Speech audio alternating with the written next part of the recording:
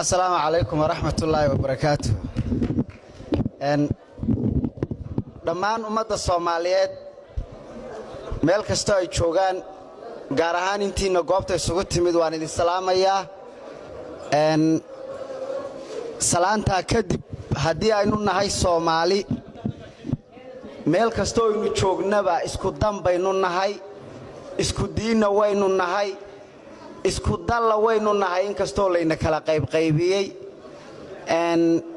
marka waxaa waajib nagu ah inaynu diinteennii midka ahayd wada haysanno, dalkeennii la kala qaybqaybiyeyna aynu isku dayno inaynu isku meel isugu keenno. anigu magaca la sheegay reer Ogaadeeniya anigoo ku hadlaya haddaanu nahay dadka xagga ka soo jeeda weliganno iyo allahano sidii naloo uumay waxaanu u ordaynay eenu u dhimanaynay eenu u oomanayn eenu ku rajo qabnay eenu u soconnay waxay ahayd ummad Soomaaliya oo mid ah in la arko. annagu xabashidantada xaggan Soomaaliyadii xorta ahayd muddada yar lugta kula jirtay dhibaatada aragteen u geysatay baanu weliganno ku macnaha ama nahaysatay ama aanu daris laahayn.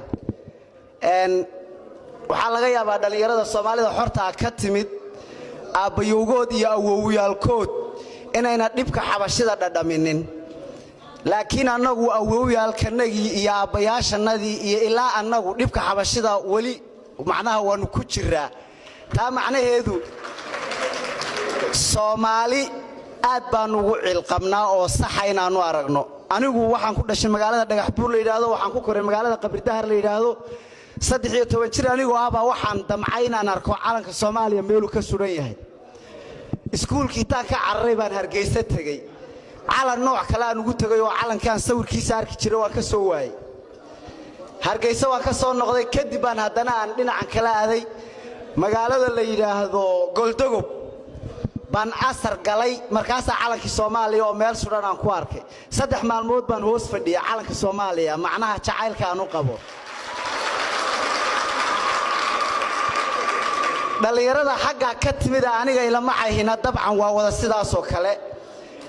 haddii aynu mid noqonno oo aynu iska dayno qoqobka oo aynu isu jiirnaxno oo dhalinyarada Soomaaliyeed ay dareemaan xabashidu dadka ay gabdhaha ay kufsanayso iyo wiilasha ay leynayso inay walaaladood yihiin, axmaarada waan iska celin lahayn.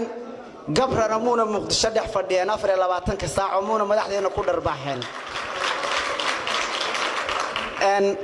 waxaan ugu baaqayaa dhalinyarada Soomaaliyeed ee daayarta ee meeshan fadhida, dhalinyaradannada Itoobiyada faraha badan ee 100 milyan la dagaalamaysa inayna nagu dhowranin oo waanu ka mudanahay ay noo hiiliyaan. sidaasaan ka codsan lahaa meel kasta ay joogaan dhalinyarada Soomaaliyeed. waan soo koobayaa anigu waxaan jeclaan lahaa erag khudbadii yarayda Cabdiqani Gees Cadde haddii aan jaanis u helay inaan tix yaroo gabaya ka sameeyo. anigu waan ka soo horjeedaa maamul goboleedyada sidoo isaguba sheegay. tixda yar waqtigu ima saamaxayo, laakiin tix yar baan macnaha ku taageeri lahaa.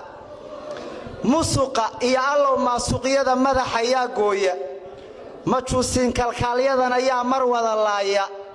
maamul gobolada baas allow yaa mawdu wada keena, allow yaa majuusigan gabraa maalin naga dhoofsha.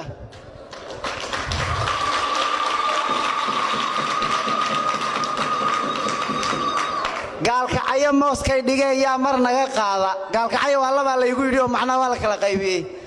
gaalkacyo mooskay dhigeen yaa mar naga qaada. mandheeriya allow gaarisana madasha yaa keena, midab waxana calankeena guudyaa meel walbaba taaga. Muqdisho allow yaa jigjiga meel isugu keena, allow yaa Hargeysa la macaamura la'aan jooga, allow yaa mataaneeyo way kala maqnaayeen. macnaha Muqdisho, jigjiga, Gaarisa, Hargeysa kulligeed iyadoo mid aynu hal meel ku wada joogno. sidaas anigu aad iyo aad u jeclaan lahaa dhalinyarada Soomaaliyeed, aad iyo aad baa sidaa u jeclaan lahaa. muuq wanaag goday magan alle yaa xorriyad siiya, soomaalidan mariilka allow yaa midnimo siiya allow yaa dhammaanteed xorriye wada mihiibsiiya allow yaa mas-uulkan heliyo maxamed noo daaya waa farmaajo insha allah isu keenkeeni doonaa salaamu allaahi calaykum waraxmatullaahi wabarakaatu